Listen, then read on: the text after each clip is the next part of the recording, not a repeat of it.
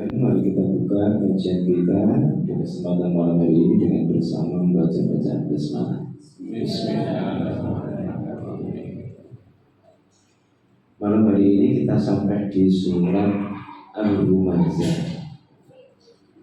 Surat Al-Humazah ini Bapak Ibu, ini masuk kategori surat Makkiyah.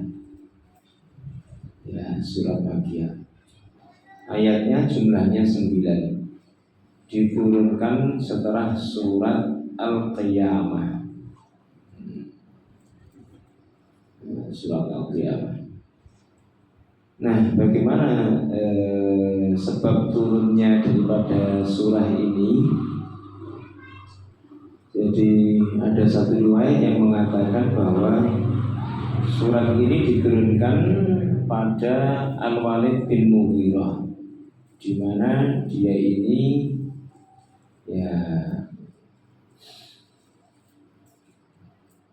sebut saja mencela Nabi kita Muhammad SAW dari belakang dan menikam, tapi menikam dalam bentuk ucapan. Namun ada riwayat yang lain yang mengatakan bahwa ayat ini turun atau surat ini turun pada Al-Akhnas bin Syuraih, di mana Al-Akhnas bin Syuraih ini ya mengumpat manusia dan mencela mereka, ya, khususnya adalah para pengikut Nabi kita Muhammad SAW. Ya. Saya bacakan terlebih dahulu ayat 1 sampai 9. Kalau tadi malam kita mengkaji surat yang paling pendek, cuma 3 ayat, dan ini biasanya juga kita baca, ya. Dan itu banyak diminati, yaitu surat Al-Kautsar. Baik, kita baca terlebih dahulu surat Al-Humazah ayat 1 sampai 9. A'udzu billahi minasyaitonir rajim. Bismillahirrahmanirrahim. Wailun likulli humazatil lumazah alladzi jama'a malahu wa 'addadah yahsabu anna lahu akhladah kalla layumbadanna fil hutamah wa ma adraka mal hutamah narullahil muqadah allati tattari'u 'alal afidah innaha 'alaihim mu'sadah fi 'amadin mumaddadah.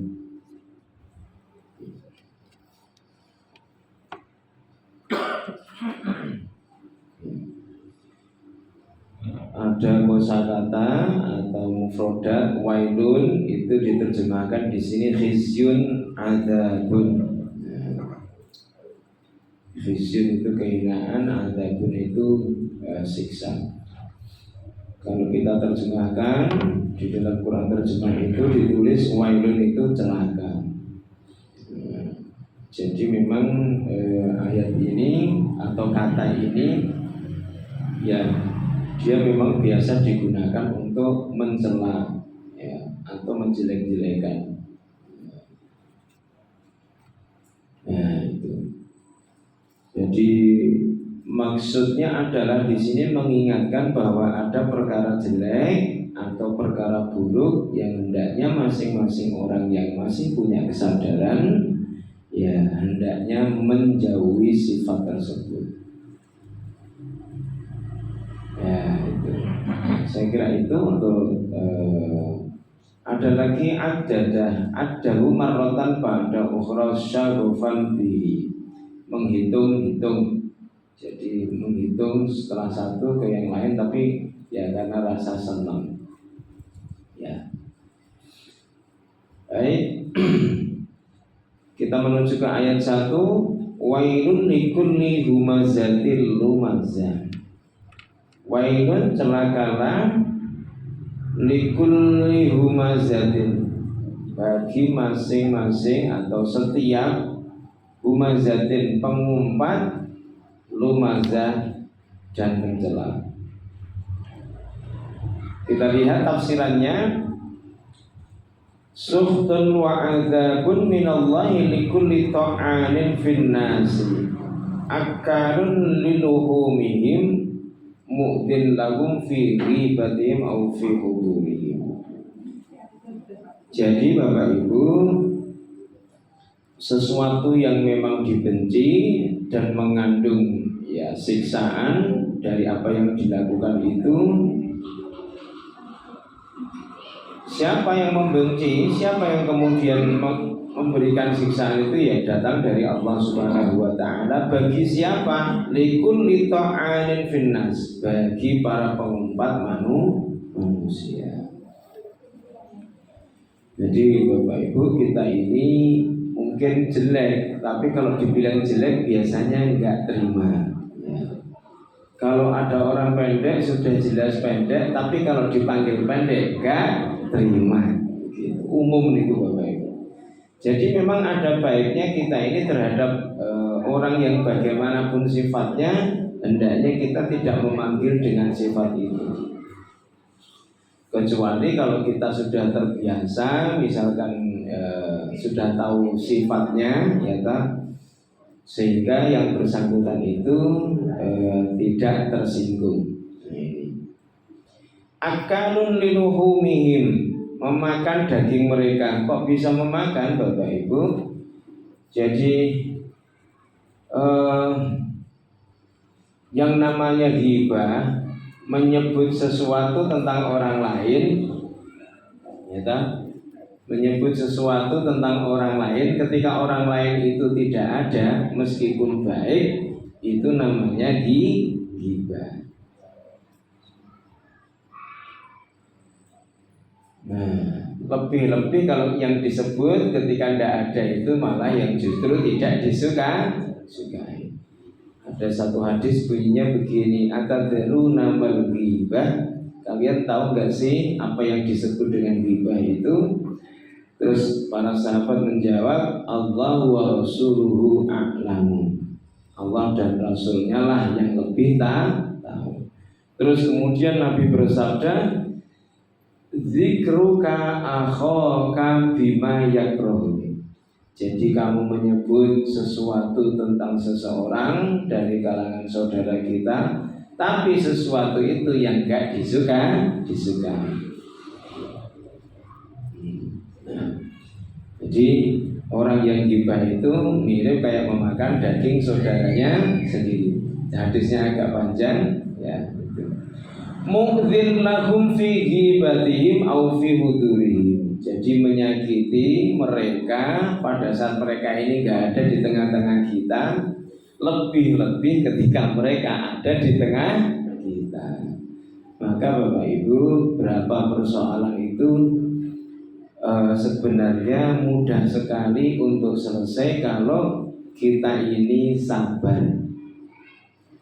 Satu contoh misalkan, ya ada anak muda yang bersemangat, baru saja tinggal di satu lingkungan, ya kan? Terus kemudian mengkritik sesuatu, padahal itu adalah masalah pribadi.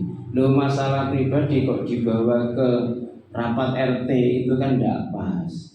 Kalau urusannya urusan umum, ya dibawa ke ranah yang umum. Tapi kalau masalah pribadi diselesaikan 4 mata. Kalau pakai kacamata, ya kacamatanya dicopot, begitu, ya. Ini karena ada mata tambahan, mata. Nah itu Bapak Ibu. Nah kemudian disebutkan oleh Allah Subhanahu Wa Taala sebab aib, ya terkait dengan ya perbuatan ya menusuk atau menyakiti manusia ini. Nah orangnya kayak apa sih? Kemudian Allah berfirman, ya alladzi jama'a malan wa 'addada.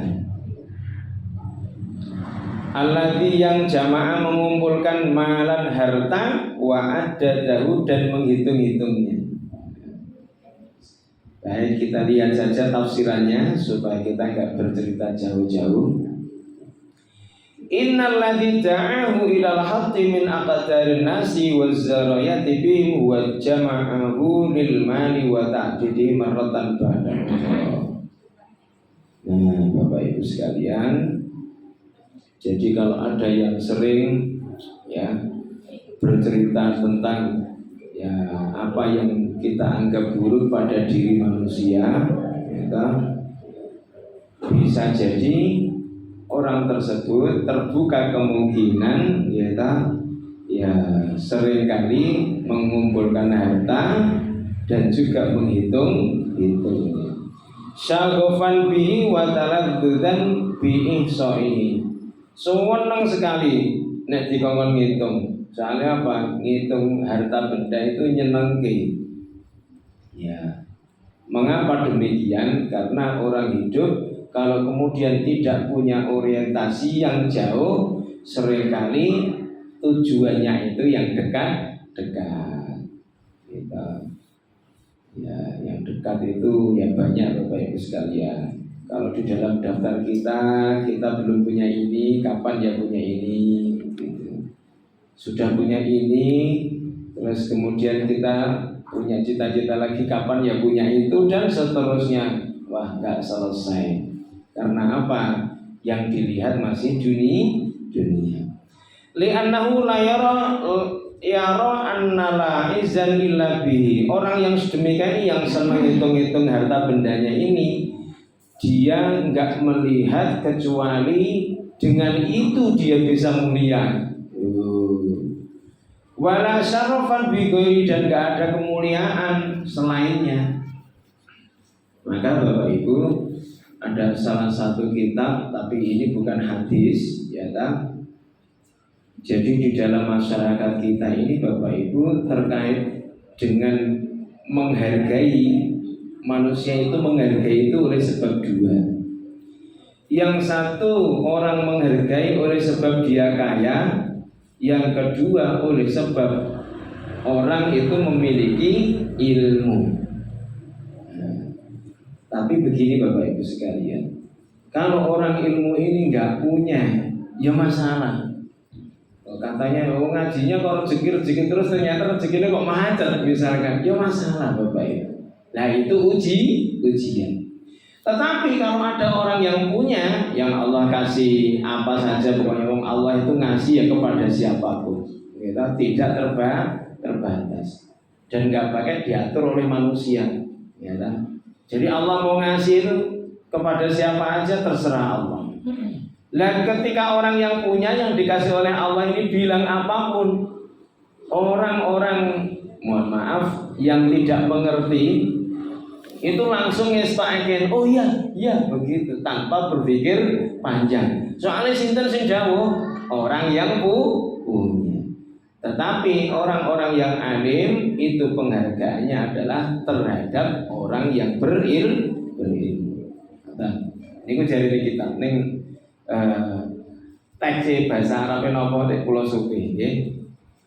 Ya, nanti kalau ingat insyaallah nanti kita kirim di grup di kita lanjutkan kembali. Fa huwa kullama nadhara ila kathrati ma indahu dhannun annahu bidzalika qad irtafa'at makanatu. Jadi Bapak Ibu, jadi orang kalau sudah melihat harta bendanya itu bertambah banyak, ya dia mengira bahwa derajatnya juga ikut menaik. Ya, makanya di dalam dunia materialisme, hedonisme itu ya puncak daripada kenikmatan itu adalah ketika orang memiliki harta benda. Jadi kalau sesuatu itu dimiliki, wah dia sudah merasa tenang, lah berarti itu orang sudah materialis, orang sudah hedonis. Istilahnya dek ngoten, ya nanti kita cek coba di di Kamus Besar Bahasa Indonesia. Wahazan bikulli difadlin wa maziyatin junahu. Nah, sementara yang nggak punya Bapak Ibu SDC, ya, Makanya kalau ada orang kemudian dititipi oleh Allah harta benda, ya terus kemudian menunaikannya apa yang menjadi, karena di dalam rezeki yang sampai kepada kita itu nggak milik kita semua, tapi ada sebagian yang itu harus ditasarufkan ke yang berhak. Makanya di dalam surat Al-Baqarah itu di bagian awal wa mimma razaqnahum yunfiqun, dan sebagian dari, tidak semuanya, gitu, sebagian, gitu. Itu yang mesti disampaikan kepada yang berhak. Nah, maka berapa banyak orang yang dikasih punya oleh Allah, terus kemudian dia posisinya adalah sahi, dalam bahasanya sini dermawan. Nah, jadi itulah Bapak Ibu sekalian. Tapi kalau melihat seorang sahabat dalam sejarahnya itu namanya Abdurrahman bin Auf. Niku janjane tiyang niku pengen melarat. Bareng harta bendanya niku disedekahne niku ora tambah kurang, ning saya tambah akeh. Lah niku. Nah niki Bapak Ibu. Kita lanjutkan. Tsumma huwa la yakhsha an tusibahu qari'atun bi hamzi wa lamzi a'radun nas li anna gururahu ansahul maut. Jadi Bapak Ibu sekalian, memang di dunia ini yang banyak ditakutkan oleh manusia adalah kematian. Itu kematian ditakuti oleh sebab tidak tahu apa hakikat daripada kematian. Kalau ada ungkapan di dalam Al-Quran bunyinya huwa yuhyi wa yumiit, ya. Ayat yang lain mengatakan inna sholati wa nusuki, terus wa mamati. Loh, berarti hidup dan mati itu punya siapa? Siapa yang ngasih? Masa kemudian ketika orang mau mati takut, padahal di dalam kematian itu perjumpaan dengan sang kekasih. Loh, mana kekasihnya? Loh, kalau kita berzikir itu kita sebut terus, itu berarti kekasih, artinya yang dicintai. Kita bertasbih, ya asmanya yang kita sebut. Bertakbir, bertahmid, ya asmanya juga yang kita sebut, berarti yang kita cinta. Nek gak seneng ya kok capok kita. Niku. Nah, Bapak Ibu, terus kemudian Allah Subhanahu wa taala menjelaskan prasangka. Orang-orang itu ya berprasangka bahwa derajatnya naik seiring dengan harta benda yang dimiliki. Nah, di dunia ini Bapak Ibu itu memang didukung oleh perbankan. Jadi Bapak Ibu kalau misalkan ngambil uang hanya 2,5 juta kali 2, ya tengah ATM, kita mana boleh mengambil uang 5 juta terus ke kasir, ya ribet. Justru kalau mengambilnya langsung, misalkan angkanya 100 misalkan juta, ya dapat privilege, dapat tempat khusus. Bapak silakan gitu. Tapi kan sudah komunikasi dulu, ya tahu, oleh sebab di berangkasnya bank itu cuma ada berapa duit. Tapi kula nggih mboten ngertos. Sing ngertos niku sing alumni utawi lulusan utawi pensiunan perbankan. Niku tengene Pedawang niku wonten priyantun rumiyin kepala cabang BR perbankan, wis ngoten mawon, ora usah disebut banyak. Nggih, pun ngoten mawon. Nah, itu ayat yang kedua. Sekarang kita menuju ayat yang ketiga. Yahsabu anna malahu akhladah. Yahsabu, dia manusia maksudipun mengira, Anas bahwasanya malahu harta bendanya itu akhladah, bisa mengekalkannya. Ya, kita lihat tafsirannya. Yadunnu hadzal hamazu al-ayyabu annama indahu minal mali qad domina lahu al-khulud fid dunya. Jadi wong sing pengumpat, sing pencelan niki wau mengira kalau apa yang ada di sisinya ya sembarang. Kados kitab ngeten iki utawi harta benda yang kita miliki, loh ini sudah ada nama saya gitu. Ini mobil yang saya parkir, pesawat yang saya parkir, oh tanah di sana sekian hektar, wah saya semua namanya. Waduh, berarti ya kula nggih termasuk dapat titipan banyak. Nah itu. Jadi orang yang kemudian punya harta benda yang sedemikian ini, mengira dia kalau kemudian bakal kekal di dunia. Kalau ikut umurnya Nabi itu berapa tahun? 63 tahun. Jadi ada rumus Bapak Ibu ngaji ini Kiai Sarang itu ngeten nek kula mboten klentu. Jadi yang namanya usia itu 7, terus kemudian 28, terus 35. Pirang ya? Kula apale nek ndek mriku. 35. Nah ditambah 7 pinten 42. Terus 49. Terus pinten ngoten. Lah, terus 63 terus 70. Lah ngoten. Lah kenapa kok 7? Berarti itu awal sekolah. 28 itu awal selesai studi gitu. Dan kemudian ada yang sudah start menikah, terus mulai cetek-cetek gitu, sembarang pokoknya punya kegiatan yang penting mengais rezeki, belajar bertanggung jawab. Maksudnya apa? Bertanggung jawab ngurus anak orang lain setelah dirinya sendiri apa? Ya maksudnya sudah selesai dalam bertanggung jawab. Karena Bapak Ibu mohon maaf, sebagian dari anak-anak dari sekolah itu ya itu di tempat kami di timur sana ya itu ada sekolahnya sekolah Islam. Terus mari ngoten ke sekolah umum. Duh. Lah iya. Ning kula mboten nyalahke sekolah lho nggih. Maksudnya ini kalau baru sekolah agama kok terus ke sekolah umum kan mboten ndak sejalur ta niku. Ya memang dhek pinter. Lah ning terus kan kuliah niku ya Allah. Wah malah kedarung nun sewu salate barang niku rada kejejer lah niki. Wancine poso malah enten sing ngonangi mboten poso lho pripun ngoten niku. Ya, naudzubillah ya kita doakan anak-anak kita, generasi kita semuanya generasi yang soleh. Oleh sebab anak-anak kalau soleh itu adalah kekayaan kita, investasi kita. Ya karena yang akan menjadi jariyah itu salah satunya adalah awwaladin sholihin yad'u lahu. Niku kita kembali ke sini Bapak Ibu. Nah itu. Fa huwa lidzalika ya'malu 'amala man yadhunnu annahu baqin hayyan abadad dari. Jadi orang yang punya harta benda yang dirinya itu menganggap bahwa harta bendanya itu bisa menjadikan dia kekal di dunia, gitu.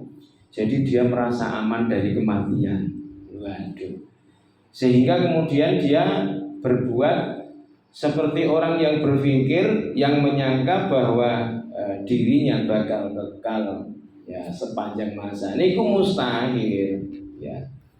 Wala ya'udu illa hayatan ukhra yu'aqabu fiha ala ma kasaba min sayyi'il amal.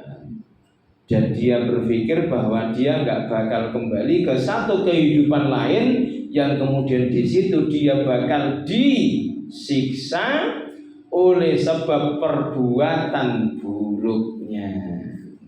Kok bisa ngerti kok ngene iki piye niki nggih kesalahan dalam berpikir oleh sebab tidak mampu memahami ayat atau memang tidak menerima petunjuk. Berarti kalau begitu yang namanya petunjuk itu rezeki yang paling besar. Wa ba'da an tawa'ada min hadhihi sifatuhu fi syadidil iqabi wa artabahu dzikra sababil ladzi hamalu ala irtikabi hadhil khalalil mamqutati man dhannahu anna ma lahu yadmanu lahul amana minal mauti aqabahu bi tafsili ma umidda lahu min hadzal adabil makhtum. Jadi Bapak Ibu, ketika orang ya berpikir menyangka sedemikian harta bendanya ya bisa menjadikan dia aman, ya, dia mau berbuat apa saja terserah juga tidak masalah, ya bahkan dia nggak bakal mati, ya tak. Nah, ayat yang berikutnya inilah yang kemudian justru menjelaskan ya terkait dengan apa yang kemudian itu berhubungan dengan siksa Allah. Makanya tenggene ayat berikutnya ayat 4 Allah Subhanahu wa taala berfirman kalla, ini harokatnya salah. Kalla la yumbadanna fil khotamah. Kalla sekali-kali tidak.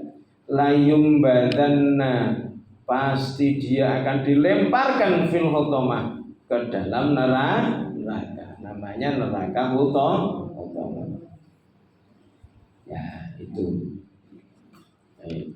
Kita baca tafsirannya. Isdajar ayyuhal ayyab amma khayyala ilaika min annal mala yukhriduka wa yubqika. Ya, ono ancaman ini. Orang pencela ya terkait dengan apa yang dihayalkan terkait dengan harta benda yang menurutnya itu mengekalkan. Balilladzi yanfa'u huwa al-ilmu was-salihul amal. Enggak begitu sebenarnya. Justru yang kemudian bermanfaat adalah ilmu dan amal soleh. Fa innaka wallahi matruhun finnar la mahalata. Ya, maka sesungguhnya demi Allah justru yang berpikiran bahwa harta benda itu yang mengekalkan, itu yang akan dilemparkan ke neraka. Ya, itu. Jadi ternyata Bapak Ibu, nah jadi harta ini adalah sesuatu anugerah, tapi kalau kemudian terbalik yang dilakukan terhadap harta, maka harta bisa berbalik menjadi musibah. Nah, kita lanjutkan. Summa akhadha yuhawwilu amra hadhihi an-nari wa yu'dimu sya'nuha faqala. Kemudian Bapak Ibu, jadi ancaman Allah berupa neraka khotamah tadi, ya tak? Lantas Allah Subhanahu wa taala jelaskan kayak apa sih neraka khotamah itu dalam wujud pertanyaan. Wa ma adraka mal khotamah. Kalau diterjemahkan ya, dan tahukah kamu apakah neraka khotamah itu? Nah, tafsirannya berbunyi begini. Inna hadhil khotamati, inna itu kan huruf nasab ya. Jadi setelah inna ya mestinya berharokat fathah. Inna hadhil khotamata mimma la tuhitu biha ma'rifatuka. Saat temene yang disebut dengan neraka khotamah itu adalah sesuatu yang enggak bisa diketahui oleh pengetahuan manusia. Bapak Ibu, ada istilah surga, ada istilah neraka. Bapak Ibu sudah kenal yang namanya surga. Nah, itu baru istilah. Bahkan ada yang menyebut ini surga dunia.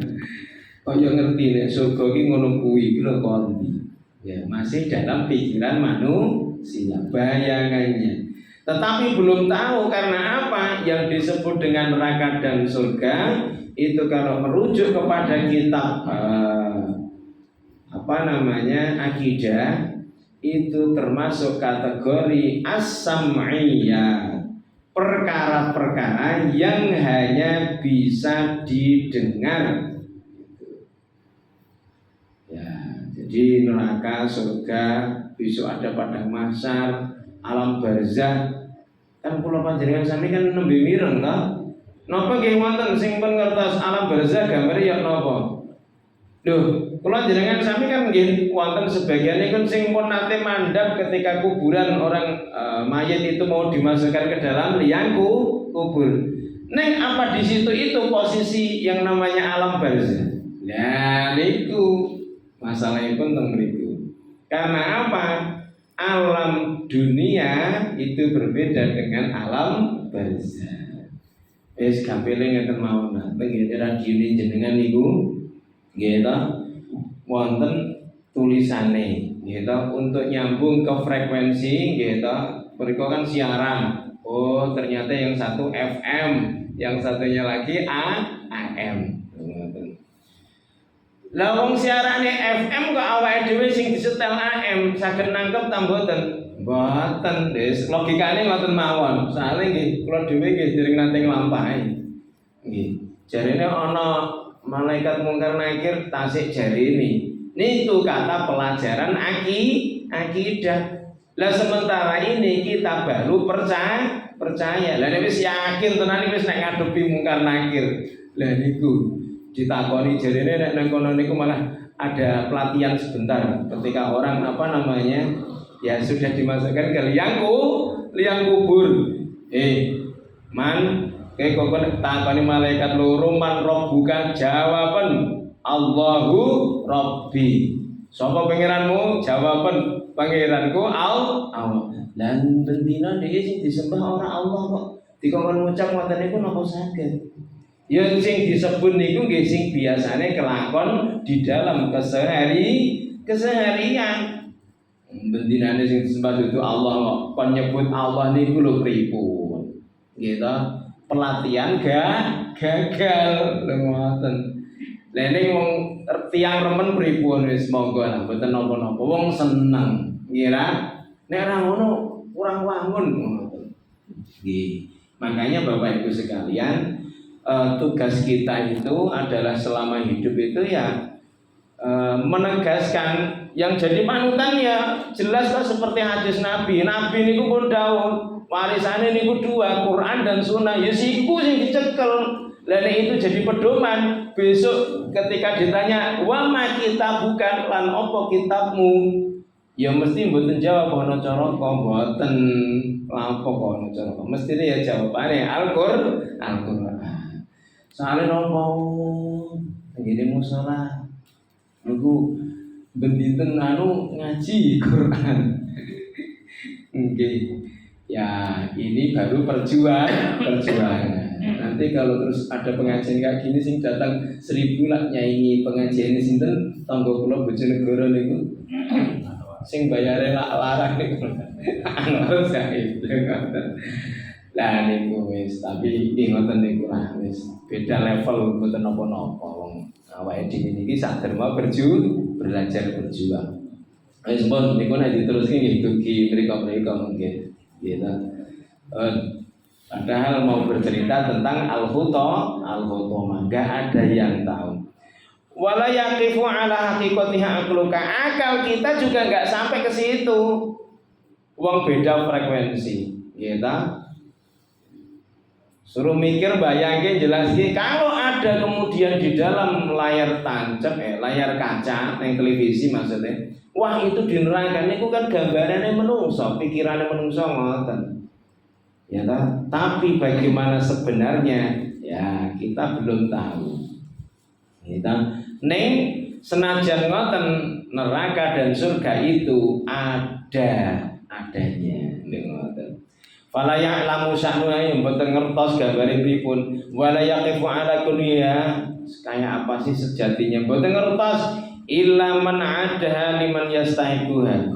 Jadi yang tahu adalah zat yang mempersiapkan neraka itu bagi yang berhak masuk. Dan jenengan nggih jengben mboten usah tek mampir-mampir barang gitu. Neraka Pak, aku pengen ngerti mboten usah. Nek saged niku langsung gitu lewat jembatan Shiratal Mustaqim niku kados kilat sehingga langsung masuk surga wis ngoten mawon. Enggak jangan sampai punya cita-cita aku tak mampir neraka sila pengen ngerti kaya apa rasane kok niku ribet nih mboten usah gitu. Lho punya cita-cita lho pareng wong Allah sing paring gitu. Lah makanya sejak sekarang kita bangun kula panjenengan sami husnudzon dateng Allah.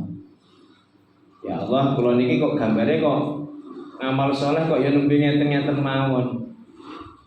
Najan ngoten-ngoten kemawon niku nek Allah ridho, mboten enten sing masalah. Makane awake dhewe kedah husnudzon. Husnudzone ngeten, Gusti, ya Allah kula pun ngamal ngeten niki pun niki nggih sesuai dengan napa sing dicontone Kanjeng Nabi pun nggih kasuwun jenengan tampi niki.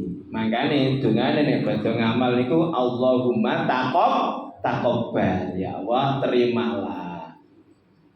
Lah ngamale nopo nek salat ya Allahumma taqabbal minna salatana. Ya Allah, terimalah dari kami salat kami. Lho ngoten.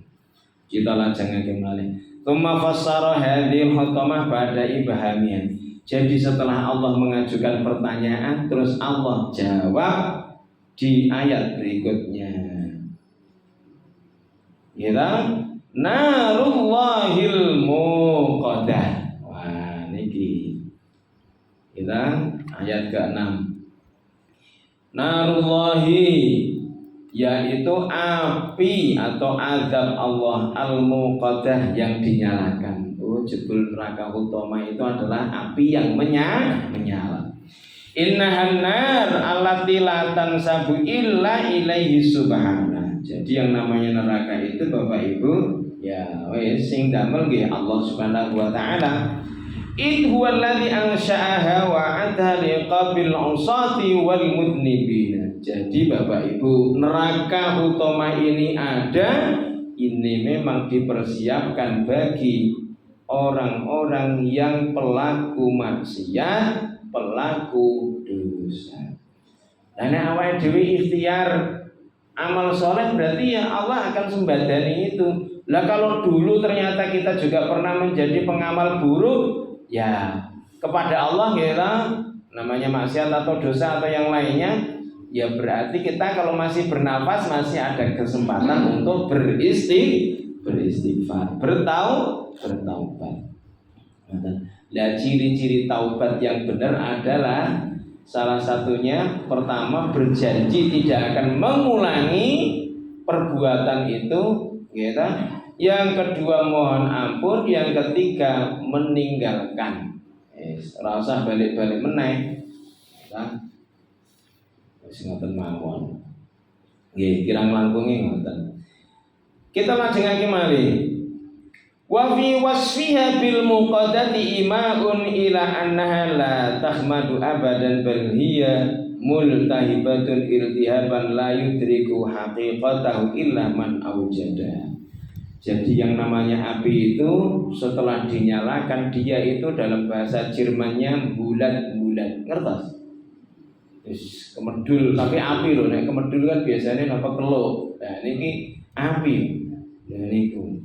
Kita bulat-bulat. Nah terus, lah sing ngertos pripun rawase nggih sing damel ta? Sinten sing damel? Allah Subhanahu wa taala. Lah terus efeknya terhadap orang yang masuk di sana kayak apa? Wah, ternyata Bapak Ibu, ayat berikutnya Allah kasih penjelasan. Allati tattali'u 'alal afidah. Allati yang neraka tadi ya, tattali'u membakar 'alal afidah sampai ke hati. Kita bacakan dulu tafsirannya supaya kita enggak bercerita jauh-jauh.